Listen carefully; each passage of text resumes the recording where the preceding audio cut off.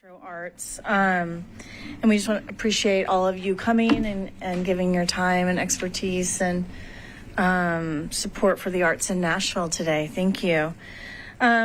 Just did want to announce if there's members of the public present, you're here as an observer, but you cannot participate in the discussion or take any action that might affect the outcome of this process. Again, I'm Jessica Ingram. I'm an artist. This is my 4th month at Metro Arts, so also quite new. We've got our public art team here. We'll get to introductions in just a moment. I did also just want to mention that, as you can see, there's quite a setup here today. We public notice our meetings just for transparency's sake so the public can come and learn more about our process. And now these meetings are recorded and live on YouTube, which we found out on Friday afternoon. So normally we would have wanted to tell you that more in advance, but thank you for all still being here. And these are being recorded and it is live on YouTube right now. So you've communicated with many of our Metro Arts staff, and we'll do some more introductions in a minute. But first, I'd like to hand this over to Daniel Singh, our executive director, who can join us today, and we'll continue to welcome you. Thank you all for being here. This is one of the most important parts of the process. I think after the artists have done the work, your panel is what's the next most important thing in the flow of work we do. I wanted to thank the staff for pulling this together. We've had a lot of applications, as you will see, which is great, right? It speaks to how many wonderful artists we have in Nashville. And I know it's going to take some time for you to work through all of them, so really respect and value that. I kind of want to tout public arts and Metro Arts for a little bit. Before there was a participatory budget process, we were doing it, right? Like all of our processes were done by public panels like this that looked at all the applications, whether it was with public arts or on our funding side, and the public always scored and evaluated the application. So way before it was a thing, we've been doing it for years. So kudos to Metro Arts staff for that. One of the reasons the recording was news to us on Friday, but we're also excited because there's a lot of questions about the process. So we're excited that the public can watch and understand how everything goes. We try to be as transparent as possible in our work, and the government sometimes can seem very opaque. So hopefully this will start helping clarify that as well. We also realize that every time we go through a panel process, there's one more tweak or a question that one of you will ask, and we're like, we've been doing this for 12 years. We still didn't think of it. So please, if something doesn't make sense or if something can be made better, we want to hear from you. Please tell us this doesn't make sense or help us make the process better. And we're always doing it. We're always reviewing our processes and working to make it a little easier and better each time as we go through it. So that's all I wanted to say. And the other thing that I always say in our applications for funding is like, how can you be a cheerleader for every applicant, right? Like, as opposed to keeping someone out, like, how do we get more people in is a question we want to ask ourselves. And that might just be comments, feedback that we give back to the applicants and say, here's how your proposal could be better next time, or it could be figuring out how to make sure we adjust our scoring rubric for next go around as well. So how can we make this process as accessible as possible going forward is a question I always ask myself as we go through that. So put on your cheerleader hat and help us get through the next few days. And with that, I'll hand it back to Jessica. Thank you, Daniel. We are also really happy to have one of the members of our public art committee here. So Metro Arts is sort of governed by the Nashville Arts Commission, and a committee of that commission is the Public Art Committee. They approve everything that comes through our division of Metro Arts, of public art. And they also are just really wonderful thought partners and support for staff and for artists and for so many of the projects that we take on. So we have a PAC member here, Stacy Irvin, who is joining us via Zoom today. Stacy, could you tell us a little bit about yourself and also your role on PAC? Hello, yes.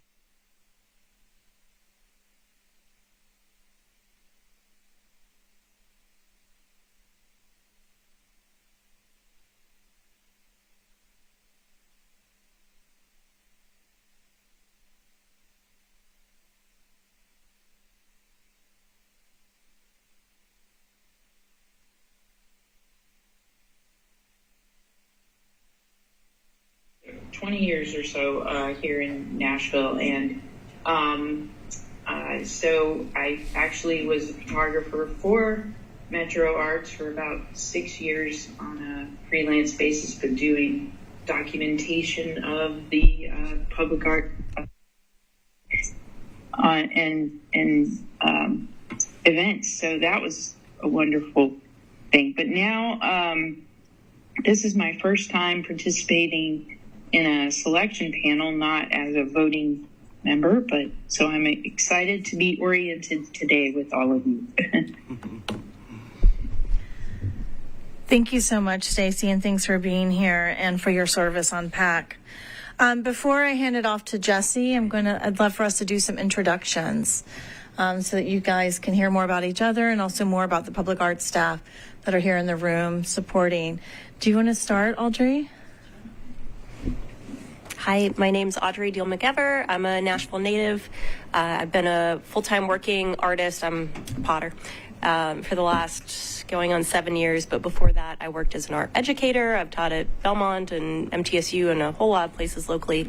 I'm also currently serving as the vice president of Tennessee Craft and the chair of their fair committee. So I've also had a lot of involvement in the arts through nonprofit capacity. Hi, I'm Jessica Piper. I'm the manager of the Madison branch of NPL, and we're one of the 2 locations that has been doing art lending for about a year and a half, and I have no art skill whatsoever, but I really appreciate it. I actually brought a piece back this morning and checked out another piece, so I'm a huge fan of the collection. Hi, my name is Martha Morales Perucker. I was born in Mexico, but I've lived in Nashville for 19 years. I am a glass artist, and I've done community projects too, public projects, art projects. And I am a co-owner of a studio that teaches glass, fused glass, stained glass, and mosaic. And I'm just really happy to see how I can help local artists to get out there and show their amazing creativity and everything they do. Hello, my name is Saeed. I've been in Nashville since 2009. I did photography, but I had to quit so I could do guitar. And so I have a full-time job in insurance, but I play in function bands. I have a reggae band. I play in church, and just whenever I get a chance to, I make music. So my fiance, she's a studio artist. That's kind of how I got into the visual arts. So. All right, and I'm Ann Parrish. I'm also a Nashville native, and I was a visual artist for a long time, up until about 2010. I did ceramic sculpture, and stopped doing that. I have a full-time job at a company called HealthStream that's based in Nashville, and now I consider myself kind of art adjacent. I love art and collected and have also borrowed from the library. So I find this an exciting program and looking forward to learning more. And we have 2 staffers who aren't mic'd, but just so they can just quickly introduce themselves. And Leslie? Yes.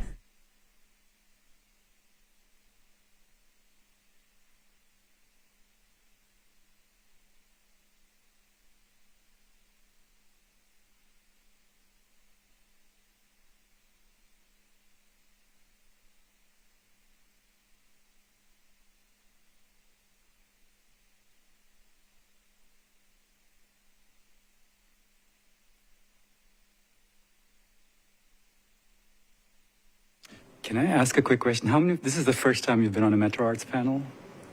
All of you? That's great. That's great. Yeah, that's great. Thank you. Thank you all. And now I'm going to hand it over to Jesse to introduce himself and to get started.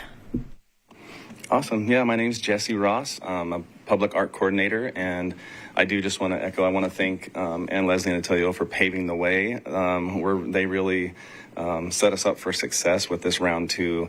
It is a very popular program, the Lending Library, and the first one, as you may or may not know, was in 2020. So we're excited to get phase 2 going. So so I'm going to jump right into our slides, and if anybody has a question or anything, just please stop and ask. We went through introductions there. And just to talk a little bit about Metro Arts and the public art program, we believe that arts drive a more vibrant and equitable community. We strive to ensure that all Nashvillians have access to the creative life through community investments, artist and organizational training, public art and creative placemaking, coordination, and direct programs that involve residents in all forms of arts and culture. Public art values, we are committed to equity. We are committed to artistic practice, and we are committed to the public realm. And many of you may recognize sticks in the photo there. And so specifically about this project, this is the new phase of the program that expands the lending library and the public art collection, which I know that Jessica mentioned this, that she checked this out, and it's part of Metro Arts collection. So the artists that will be entering this will be a part of that. And the collection provides direct support to local artists and makes local artwork even more accessible to the public. At least 60 artists will be selected, and one artwork from each artist will be identified for purchase. Metro Arts will divide artworks among 5 Nashville Public Library branches. The size of the collection at each branch will vary depending on availability of space.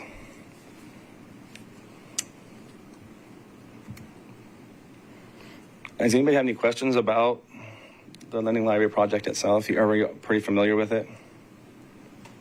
Yeah. Has anybody checked out before besides Jessica? Checked out artwork? Okay, great. Hopefully you try. You could do it today. And hopefully you have your library card. Community selection panel. So the panels, all of you, in fact, we do have one panelist who's not here today, and I will be doing this orientation with him one-on-one. But the panel's made up of 5 to 9 individuals, and it consists of professional artists, art and design professionals, community representatives, site representatives, which is Jessica with us today, and one ex officio non-voting PAC member, which is Stacy, that introduced herself just a few minutes ago. The workflow, so this selection panel, we will review the submitted artwork. There were 106 artists who submitted, and there are 103 that are eligible. There was a handful that were not in Davidson County. So we will review the submitted artwork. We're going to evaluate the artwork using the selection criteria and the scoring rubric that we will provide and go over today.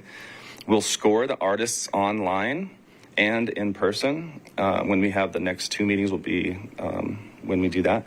Recommend final artist roster to the public art community. So we will recommend that to the PAC. PAC will then approve the project, which they've already done, approve the budgets, and then they're going to approve our final artist selections from you. And at that point, it goes to the Arts Commission, and they will approve the recommendations from PAC and make final artist and budget decisions. Does that make sense to everyone? Yeah? Awesome. So the Lending Library Public Art Project Overview. You'll see here, this is amazing work that is part of the collection now.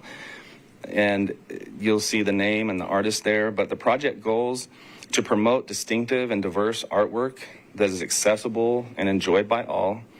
That it consists of artwork that is well crafted and visually engaging, represent the demographic diversity of Nashville arts community, enrich the individual's experience of public art, to give visual expression to local artistry and cultural diversity, and to ensure that public artwork is accessible to all individuals, including those with special needs, and then that it's appropriate for display in all ages public facilities. Those are the project goals. Yes? Let's just pause. It'd be good just to pause and maybe read it one more time individually, just because these in mind as we go forward through the process.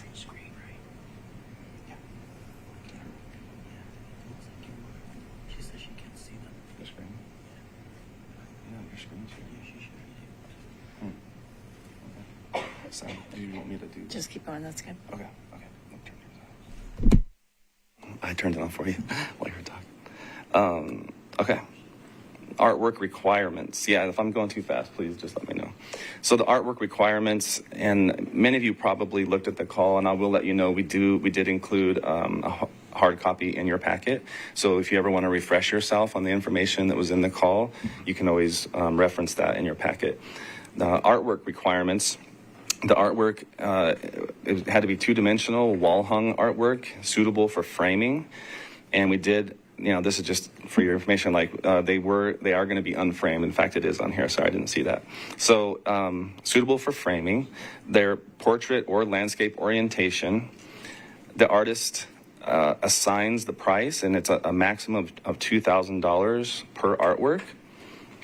Limit of 25 pounds in weight, and obviously you might not be able to tell in a photo in this as we're reviewing, but yeah, you can tell. I haven't seen anything in there that gives me an impression that would be an issue, but they are unframed. Metro Arts will frame all the artwork after purchase.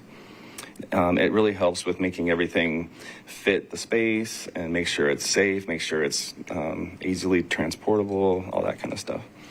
And then the artwork has to be suitable for frame sizes of, here's the list, 8 by 10, 11 by 14, 16 by 20, 20 by 24, or 24 by 30. And they did list on each artwork what size it is and what they recommend for framing. And Jesse's already checked a lot of these requirements, so this isn't something we're asking you to go in and check. But these are the requirements that were presented for submission. Yes, and when we get to the point of where we're going to train and walk through how to use Submittable and see everything, you'll be able to see this information and just didn't want you to be caught off guard like, well, there's different sizes and what does that mean? And so, yes, they were all listed within this size group. So, yeah, you will not have to triple check that. Thank you. All right. Any questions about requirements? Okay. So the criteria and scoring, this is, in fact, if you want, you can reference it. It is in your packet. Right after the call that was in there, you'll see this criteria.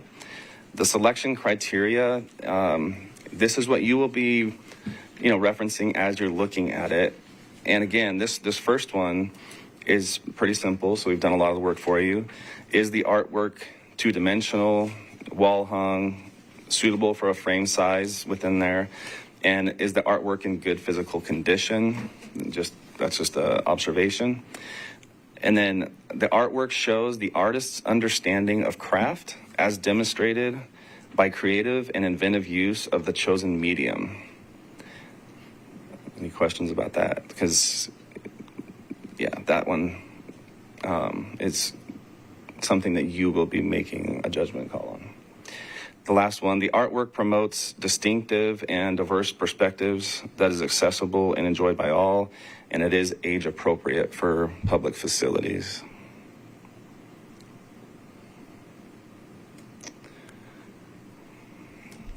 Yeah, do you want to say something? Yeah, okay. So yes, on your form, on your scoring guide that you have in front of you, if you don't mind referencing, I don't think I have that on the screen. But yes, when we get into the scoring. So when we, let me see if that's on this next slide. Let me touch on that. So if you're looking at the online review and scoring guide, you'll see the evaluation criteria, and in the box on the right, the scoring guide, you're using all three of those valuations criteria as you review the artwork. So this first round online, it's going to be a simple yes, no, maybe scoring. And so yes would be, I would like this artist's work to be considered for further review. Maybe is, I would like them to be considered with some reservations. So like you might not have a clear yes or no, and you can use maybe. No would be, I would not like to further consider, so they would not advance to the next round if, that was a collective score. And we'll get more into the evaluation. It's not purely kind of subjective, whether you like it or don't like it. We're going to talk about that more in a minute. But really using the evaluation criteria, and we will discuss every single artist just so they all have an opportunity to be discussed. This just helps us kind of figure out how to schedule the day based on where we are with yes, no's, and maybes from the group. Yes, because we're going, from 103 artists, and we're going to be narrowing it down to, the 103 times 3. Well, and I will say this: not every artist submitted 3 works, and that was okay. Some submitted 1, and you'll see it. They just put it 3 times in there and so we will. It doesn't count against them for them. It's just, here's the artwork they're submitting. If they go to the 3rd round and we select them, then that's the work, right, that gets selected. But others that have submitted 2 or 3, if they get to that last round, then we'll decide which one of the 3 will be selected. Because even though they're turning 3 in, they will only be selected for 1. Does that make sense?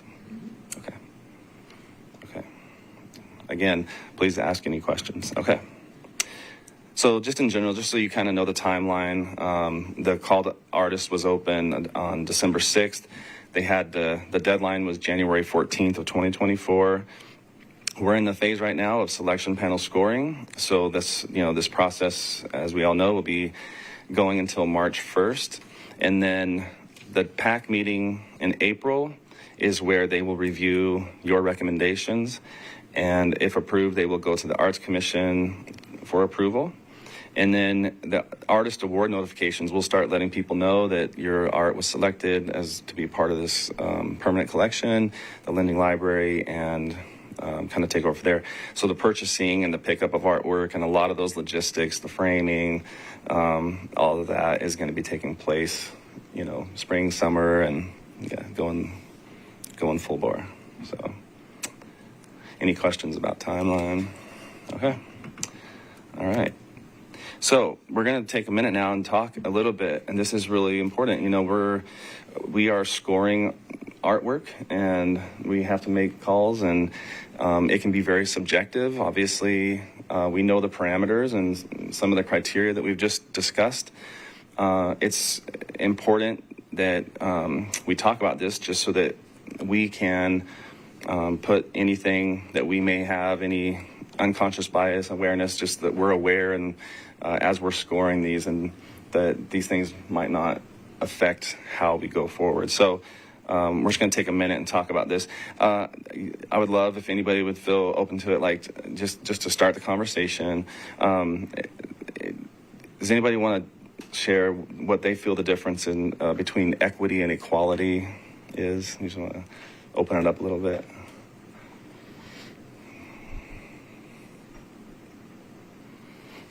I know it can be a little intimidating to hit a mic and talk about it.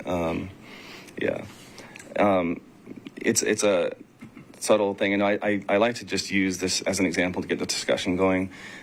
Personally, I'm 6'4", so I'm pretty tall, and that comes in handy sometimes. If I have to get something off the top shelf or something like that, there are times when being 6'4" is really a hindrance. Getting into a small car, there's other issues that come along with being that tall.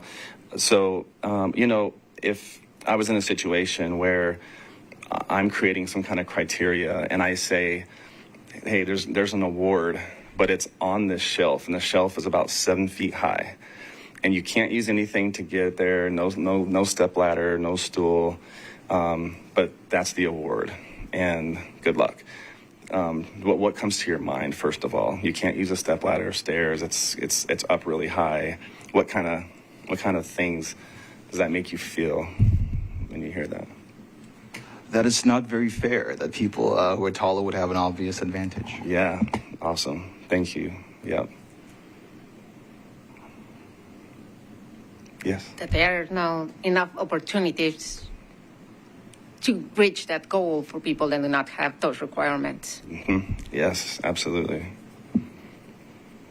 Which feels very unfair and maybe might make you feel disadvantaged or angry a little bit if you're not that tall, or if you have, and then if you are that tall, maybe you feel like you have the advantage, like, oh, my competition just shrunk, right? Any other thoughts? Yeah, so I think for me, it kind of helps me just to get that my brain thinking about what equity is, and just to keep the discussion going further. Like, what kind of suggestions might you give to make it more equitable? Does anybody have any thoughts on that? To make this process more effective? Or in the example for now, like and if you have some thoughts on that too, but yeah. Feel free. Able to use whatever tools you need to Okay. reach it. Great. Yeah. So you can use a step ladder or okay, yeah. Any other thoughts? What are some ways you can make it more equitable? I think maybe to collaborate with other people that can help you reach that goal. That's Maybe good. you can't do it by yourself. It doesn't matter how tools they give you, how many things you just don't have, everything you need to reach that goal, and maybe you can have somebody that you can reach out to for help. Yes. You're not alone. Yep. That's great. That's great. Yeah. Thank you. Or Any set other- a different goal. set a different. So change the criteria. Yeah. That's great. Yes. Go ahead. Yeah, I was going to say maybe better utilize data available to realize that the average person is not 6'4". Yeah. So Yeah. you're already saying an unrealistic standard from the get-go. That's huge. That's huge. These are good. Go ahead. Yeah, maybe create something where like it can be earned, because you can't work your way up to getting taller, right? But some other thing that you can actually get stronger or something like that. So. Okay. Yep. Yeah. Are there any thoughts about this process? You know, when you mentioned it, what do you feel, how equitable do you think this process is right now that we're doing with Lending Library? Just out of curiosity. I mean, it's a deep thought. I think everything that you all have mentioned are like spot on, and some maybe we're, like Daniel said, we're still perfecting and still working out. You know, we really tried to make this process, and this one of the things we love about the Lending Library project is it just opens up the floodgates for artists. You know, it's submit 3 pieces. It just has parameters based on size and, you know, those kinds of things. And there still could be some hurdles for people, you know. You have to have access to technology. You have to upload art. You know, you have to sign up and fill out a form on Submittable. All these things, right? So we can't eliminate every hurdle, but we, you know, can do our best to make it as equitable as possible. Yeah. So thank you. Like The form is in Yes. English, right? Like yes, let's keep going. There's a already lot. assumed that Yes. everyone can. There could be a language barrier. Absolutely. Yes. Well, just with visual arts, you've got, you know, visual capabilities, and so kind of along with language, being able to use the technology and have the technology meet your needs too.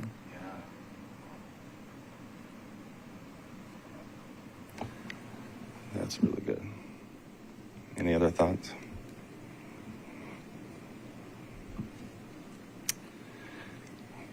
You gonna say something? Okay. Okay. So yeah, it's good that we're talking about this and we're keeping this in mind as we go through the process of doing these reviews ourselves. You're going to just notice there's a wide variety of artists from all over Davidson County who are submitting artwork. The artwork is all different. Might be a certain style. It might be it might be acrylic. It might be watercolor. It could be photograph. There's a lot of different mediums that they're using.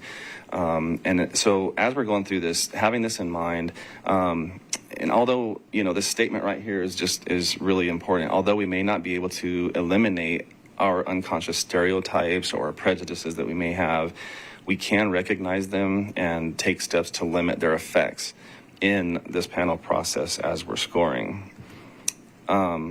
Implicit bias, you know, just right here, the description, the attitudes or stereotypes that affect our understanding, our actions and decisions in an unconscious manner. So I'm just going along and I see something and I make a judgment call, and it might be based on a stereotype that I have, that a certain type of art maybe, you know, communicates something. It could be something I'm just not conscious of, right?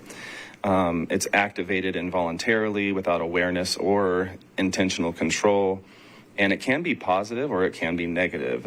And everyone is susceptible to it. How could this show up in this process of evaluation? Here's a couple things we'll discuss. Is number one, the my cup of tea effect. So obviously we've all heard that term, but like, oh, that's my cup of tea. I love this style. I love this genre. I love these colors. So they're personal modifiers. It could be physical, mental, emotional, spiritual. And it really maybe immediately even kind of grabs you and you're just like, I like it. The discipline, the form, the style of how they do it. It can also happen in how they're communicating via text. And you know, when they're filling out something or they're describing their history as an artist, you know, there can be things maybe they went to the same school that you did, you know, and it's like that immediately, you know, evokes a response that this is great. Oh, I love this. Like, so it might influence the effect.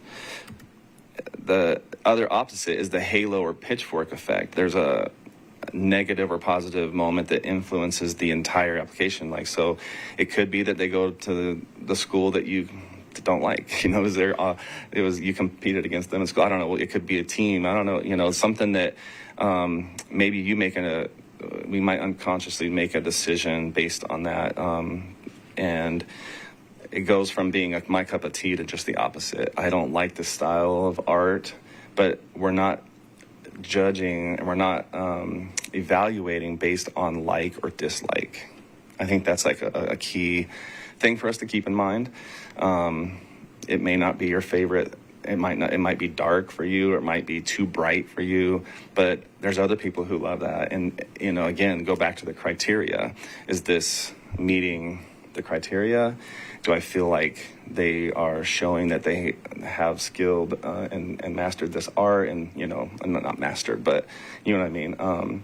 You know, so those are all things that we have to just kind of keep in mind. So the halo or pitchfork effect is also another one. Are there any thoughts on that? Any questions? Does that make sense? Okay, great.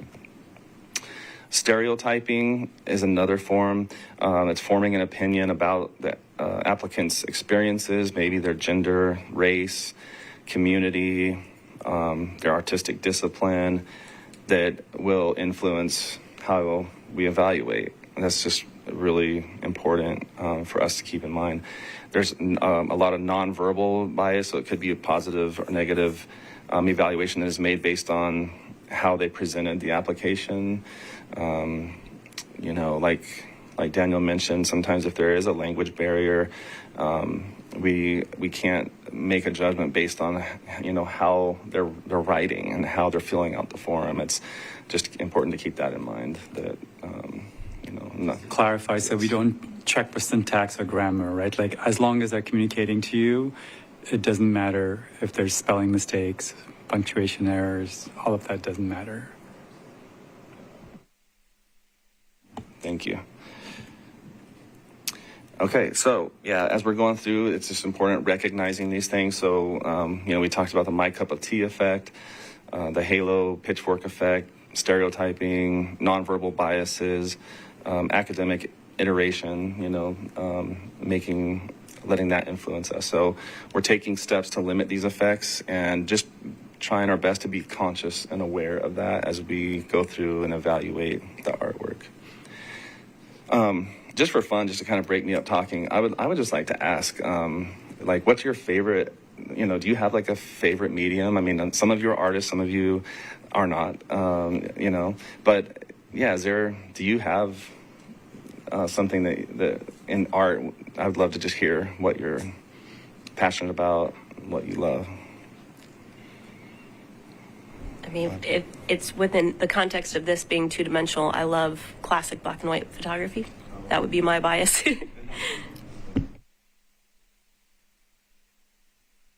we do have a lot of those in the collection too. Yeah, that's great. In fact, one of the screens here showed it. Yeah. Anybody else? I'd love to hear.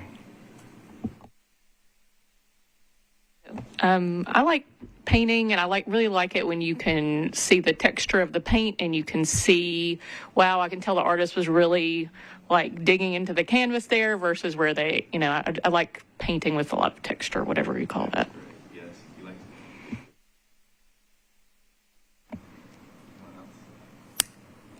I'll just throw in that I'm always in awe of people who can do really hyper realistic painting. It's sometimes I love it, sometimes I don't, but I've never had that skill, so.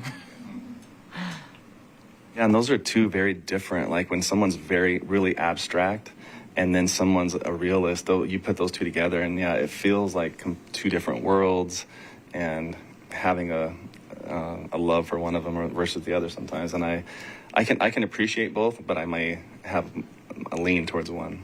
Yeah. Were you going to say something, Martha? I love art that doesn't make sense. That it doesn't have a reason to be. Like they just went in there, plastered stuff in there, pulled, pushed, broke, nailed. And it doesn't have to be something. It's just how the artist was feeling at that moment. Sometimes they don't even know what they're feeling or thinking, and they are just making. And sometimes you can feel that. I love that.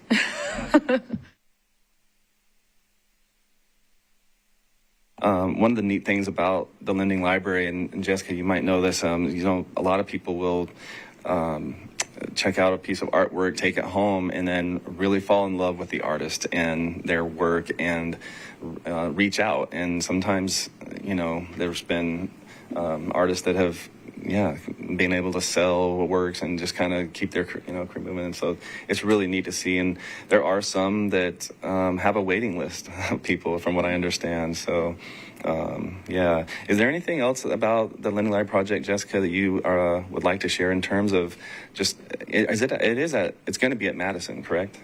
Yeah. So it's already at Madison and Southeast. Yeah. And I was wrong when I said a year and a half. It's been 2.5 years that we've had it, I think. But anyway, it's interesting because when we first got it, I was like, I don't know, some of this might be a little too far out there for our patrons, and everything, we don't have anything that doesn't check out.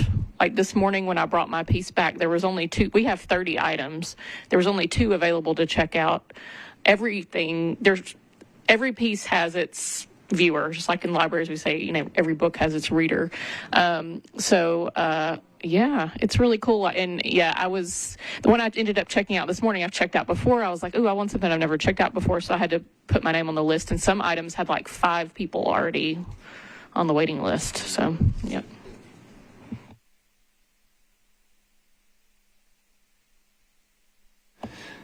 Awesome. Yeah. Okay. Anybody else have any thoughts, questions, comments? Okay. So we're going to kind of switch gears just for a minute. And if anyone needs water, please grab it. We're going to quickly go through the submittable instructions. Ahead of time, why don't we take 2 minutes? Yeah, let's do that. Let's take 2 minutes. We'll do a restroom break, water break. Yeah, yes, no, maybe scoring. And it's through Submittable, which is an online platform. And I did send you a link today. I don't know if you saw it or not, but there's a link that you can open and you're going to register. And once everyone's registered, probably maybe later today or tomorrow, I will assign all 103 artists to you as a reviewer. So you will be able to go in there. So we're just going to cover that and talk through how to do it. So yes, in your packet, if you want to grab it out so we can reference it. And Stacy, it's the Lending Library submittable instructions in the attachment that you should have. So, yes. Great, thanks. Okay, awesome. Yeah, so I sent a link, and when you open it and sign up, like I said, then I'll assign these to you. So each submission includes artist information, their short answer responses, and 1 to 3 artworks. For round 1, we are determining if each artist should receive further consideration for the Lending Library Public Art Project in round 2. So between now and February 23rd, we're just asking that we have it done by then, so it gives us a day before we meet in person to have everything ready, because we will, in this room, have all of the artists that you recommended to move forward will have their works on the screen. We'll get to discuss, and we're going to go through them together as we score the second round. So between now and the 23rd, use these instructions to review and score each artist based on the selection criteria that we provided and covered today in the guidelines. Reviewing and scoring all submissions, this will take several hours, 103, right, you're going to be going through. But note that it doesn't all have to be done at once. You can do this and go. Just make sure that you're clicking save submission as you go, and you can always come back to it. That's why we gave you a good 2 weeks, to do this. So just be sure to save the reviews as you finish each one. And if you change your mind, you can also go back and resubmit and rescore someone. And if you have any questions, you have my email. So let's just walk through this. Log on to Submittable through the email, and once I assign them to you, you will see them, and you'll see in the photo there, it'll look a lot like this. And when you get it, you're going to go ahead and start by just clicking on the name itself. And when you click on that name, it will open up right here. You'll see step number 3. You'll see the artist submission in the column on the left, and then there's a review area on the right. So you see the artist name. You'll get to see some of their responses. Like I said, I've confirmed the ones I'm sending to you that they are Davidson County residents, that the artwork is within those things. But you can see their history, if you want, of themselves as an artist. And as you scroll down, you'll get to the artwork. And when you click on the artwork, it will open up and expand, because it'll just look like a little thumbnail, as when you get in there. You click on it and it'll open up and expand. And you'll see this note on point number 4. There's a little box right here with that red arrow. It says click on metadata, and that will open up a little box that shows you the artwork specifications, like the size, different things, like is it photograph, is it acrylic paint, that kind of stuff. And once you're done viewing that, you can click the X. And then number 5, after you review the content, then you're going to click on that complete review right there that you see on the red arrow there. And then that will open up the yes, no, maybe. So you'll see here on the right now, just ignore that it says Old Hickory right there, because this is just an example from the Old Hickory, which you were, I think someone told me you were at the community meeting. But yes, so that's the point at which you will score yes, no, maybe, and then make sure that you click submit review, and then you can move on to the next artist. It seems pretty self-explanatory, but sometimes you'll get in there and you'll just feel like, wait, what happened again? And it looks different or something, but you can reference this and it should be pretty straightforward. Are there any questions or thoughts initially that just looking at this? Yes. This is less about the actual physical process, but you said when we come back, we'll be discussing everyone who we hit yes for. But is that the average of the group hitting yes for that person, or if any one of the 5 of us hit yes, that person goes before review? Yeah, that's a great question. So within Submittable, the yes, no, and maybe has a 1 point, 2 point, or 0, I think, right? Or something like that. I can't remember the exact point, but as you are selecting those, it will create the point system. So yes, it's going to be a collective score that will get us down to the ones we're going to review. Does that answer your question? We will review every single person Yeah. that submits. Yes. We just might know going into it that y'all unanimously thought this person didn't meet criteria, but we will still look at everyone. But if y'all are unanimous yes on everyone, that'll be a quicker conversation. Does that make sense? And it'll move on to the second round. Yes. But we will, just so that everyone has a chance to have their artwork viewed, we'll look at everyone, not just the yeses and maybes. Yeah. Great question.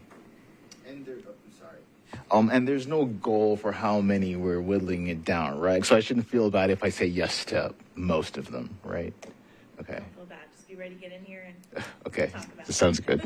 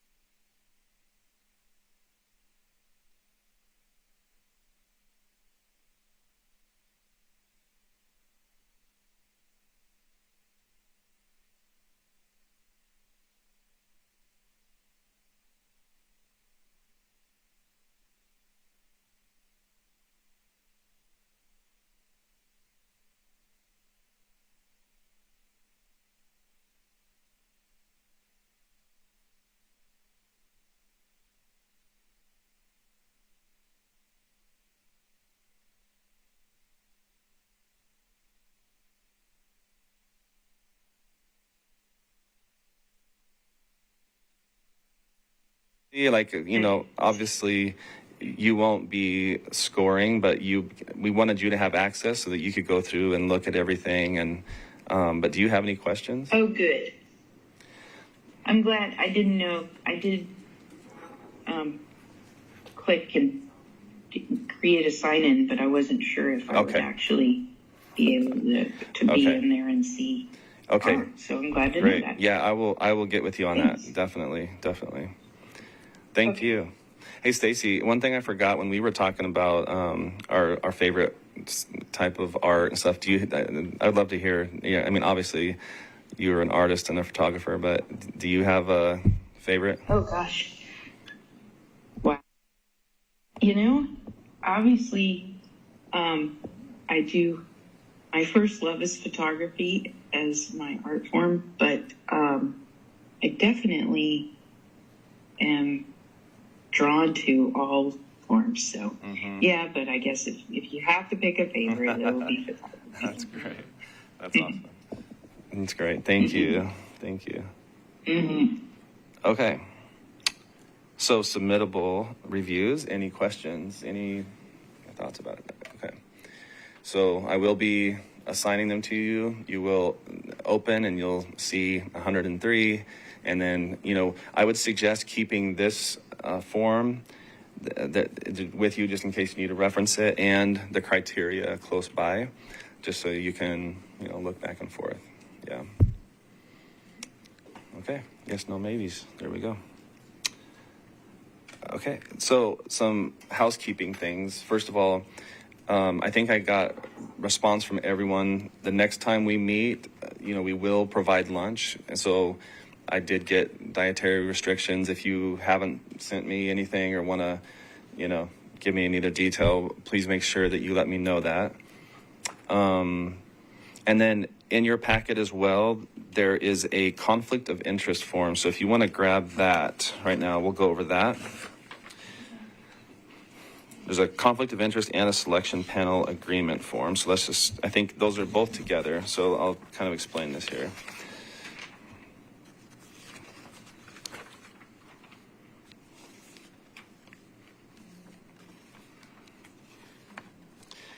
So yes, on the top, you'll see selection panelist agreement. You can just read through that and sign that. If you could sign it today, that would be great. I'll give you a minute so you can read it, and if you have any questions, you can just ask right now. So go ahead and just read through that and sign that if you would, please.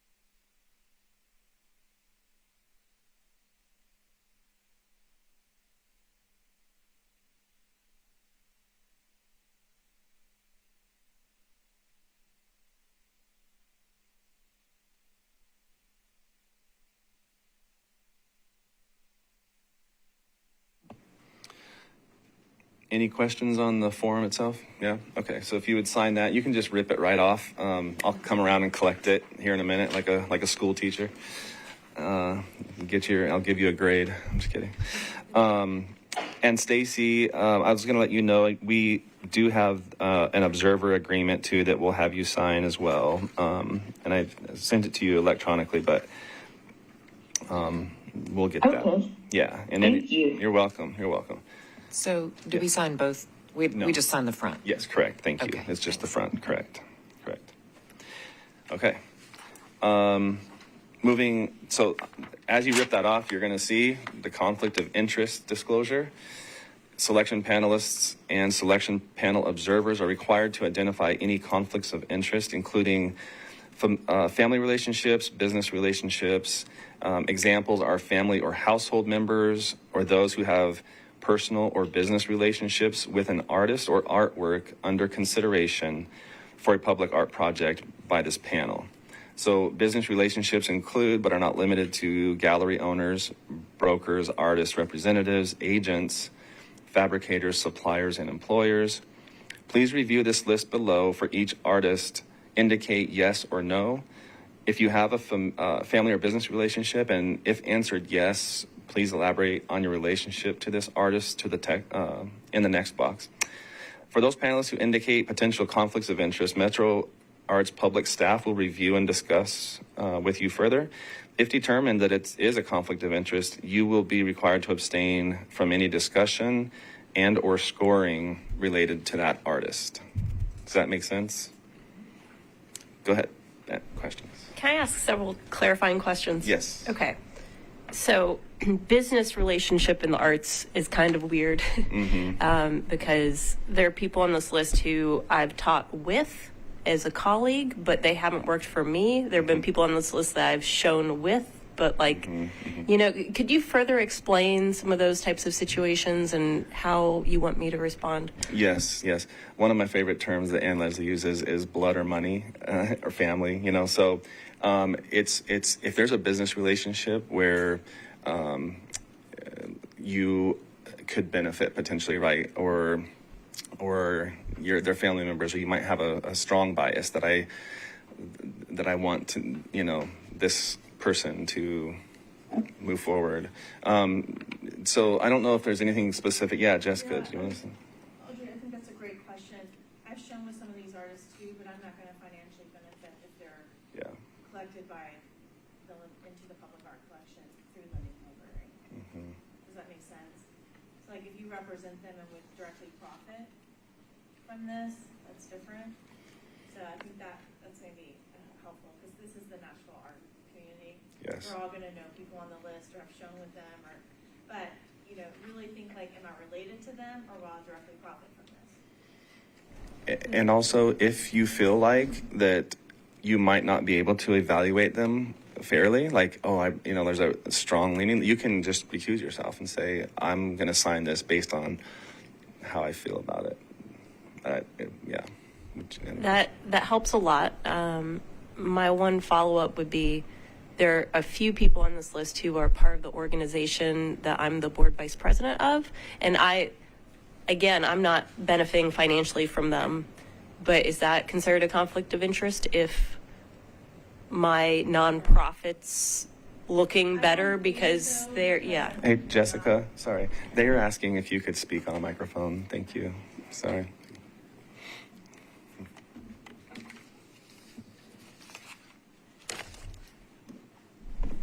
I turned it on for them. Thank you. These are all good questions. I don't think so.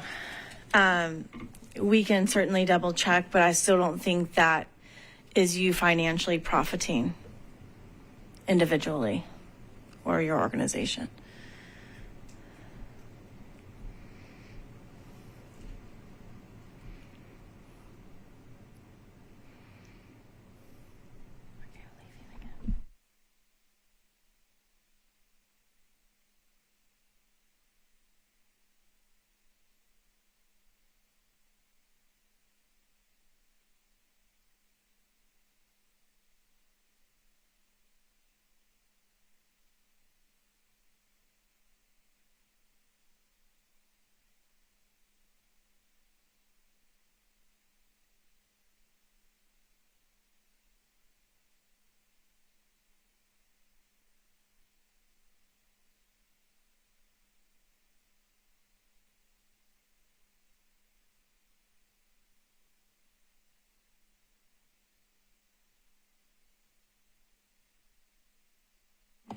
I do know that writing no a bunch of times can get repetitive. If you would like to write no, and then you know there's a lot, you can just make a line. Yeah. I know. I'm so sorry. I was like, I forgot to mention that. You're so diligent. I appreciate it. But Really good. yeah, yeah.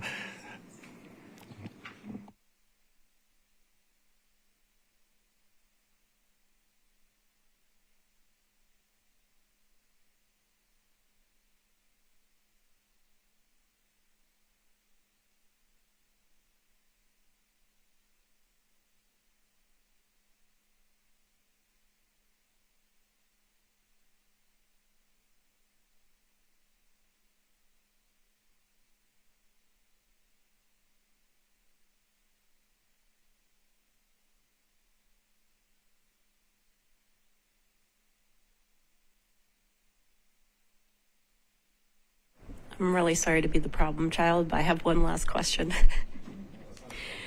Okay. What if this is an organization, or what if it's an event that some of the artists on this list pay me to participate in and I organize? Again, I'm not getting a cut of their sales, so I don't see how I would benefit financially from them being part of this, but technically they do pay me money to participate in something I run. Does that change anything? Because they pay a membership to an organization that you're the VP of? It's no, this is a different event. Sorry, but they pay a participation fee, which pays me my salary as a coordinator of this Okay. event. But again, I'm not getting cut of their sales. I'm not even jurying them in or anything. Okay. But they do. I mean, that still doesn't sound like a conflict to me. And also, like, I've been on lots of juries where I've often known people on them, and that doesn't mean that they get it just because I've known them. Sometimes their presentation might not be as strong. You're on a whole panel as well. So if you want to put that as a question mark, we can certainly follow up, but I think that still doesn't hit that you are financially benefiting if they are brought into the lending library collection. But we can certainly follow that up. Thanks for the questions. Don't apologize. We love questions around here.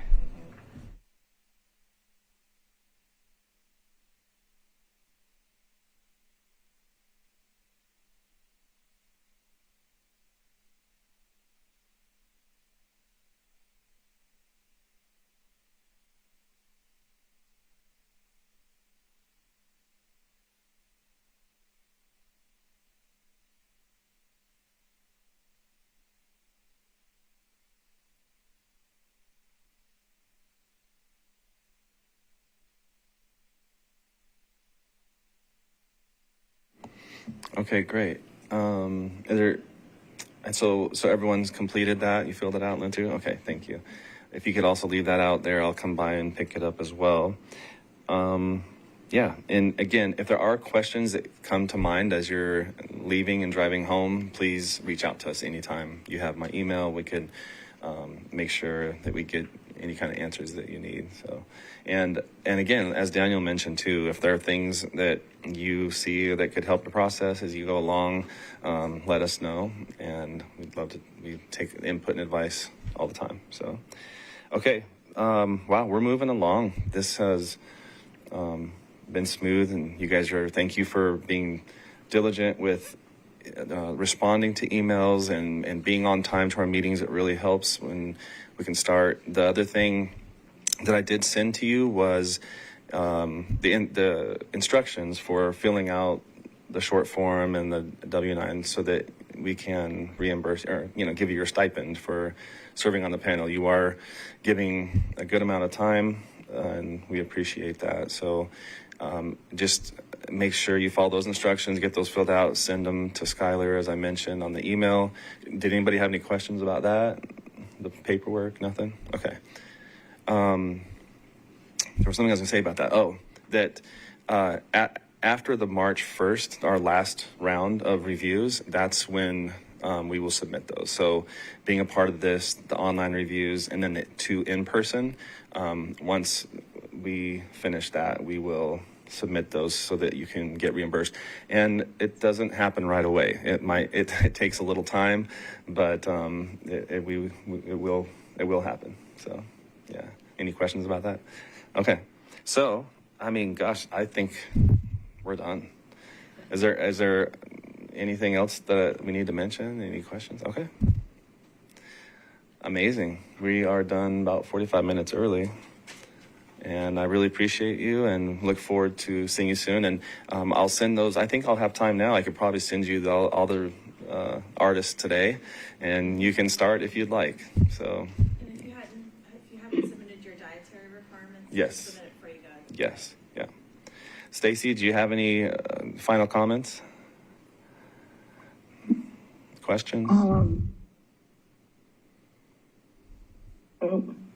Yes. Well, no, I don't have questions, but this was a very helpful introduction, and I look forward to meeting you all in person. I hope to be able to attend in person at some point.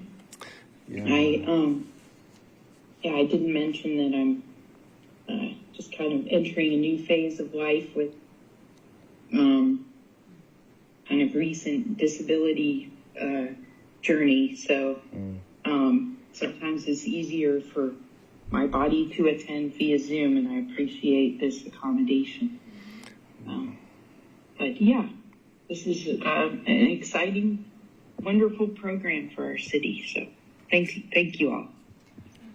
Yeah, thank you, Stacy. And also, if you can be here when we have lunch, please let me know if you have any dietary restrictions, okay? On those days. I will. All right. Thank you. Yeah, that would be great. We'd look forward to having you for as long as you can stay, or yeah, either way, look forward to it. Okay. Great. Well, thank you so much. This meeting is officially adjourned. Are there any nays? Okay, that's fine. Good.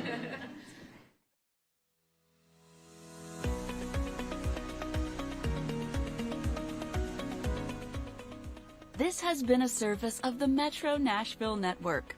If you would like to see this presentation again, or for more information on this and other programs, visit nashville.gov.